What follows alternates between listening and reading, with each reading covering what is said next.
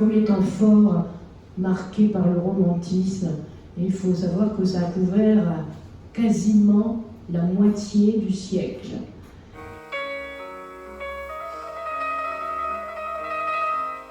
Avec Lamartine, les méditations poétiques. Je crois que beaucoup d'entre vous connaissent le lac de Lamartine, Ô temps suspend ton vol. Et ça s'achèverait, c'est pas d'une précision formelle, mais avec la parution des Contemplations en 1856, des Contemplations de Victor Hugo. Alors, le romantisme, c'est un mouvement esthétique, littéraire et poétique, mais pas seulement la France, ça couvre l'Europe. Pensons au romantisme allemand, le Sturm und Drang notamment. Et ce mouvement fait une place toute particulière au lyrisme et à l'effusion du moi. Je crois qu'on peut rassembler, définir le romantisme par l'expression d'un mal de vivre, ce que Baudelaire appellera plus tard le spleen. Et les poètes vont donc pouvoir s'exprimer à la première personne, traduire ce fameux mal de vivre, des souffrances, des douleurs et des thèmes lyriques traditionnels tels que la mort, Dieu, l'amour, la fuite du temps, la retrouve, et la nature qui tient une place essentielle.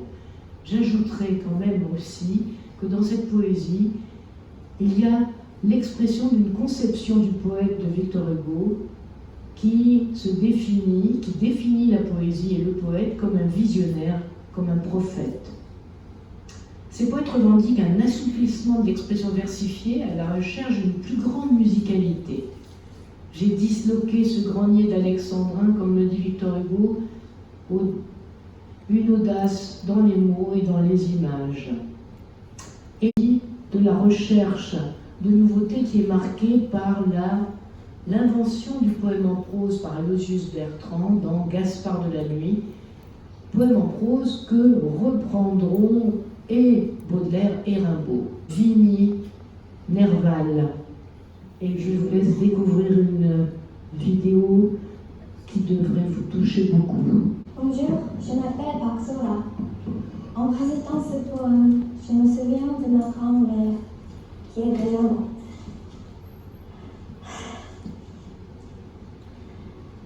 Demain, ce jour, à l'herbe blanche de la campagne, je partirai. Vois-tu, je sais que tu m'entends. J'irai par la forêt, j'irai par la montagne. Je ne puis demeurer loin de toi plus longtemps. Je marcherai les yeux fixés sur mes pensées, sans rien là au dehors, sans entendre aucun bruit. Seul, inconnu, le dos courbé, les mains croisées, triste. Et le jour pour moi sera comme la nuit. Je ne regarderai ni l'or qui sera qui tombe, ni le voile au loin descendant vers la fleur. Et quand j'arriverai, je mettrai sur ta tombe un bouquet de ouvrières et de bruyères en fleurs. Merci beaucoup.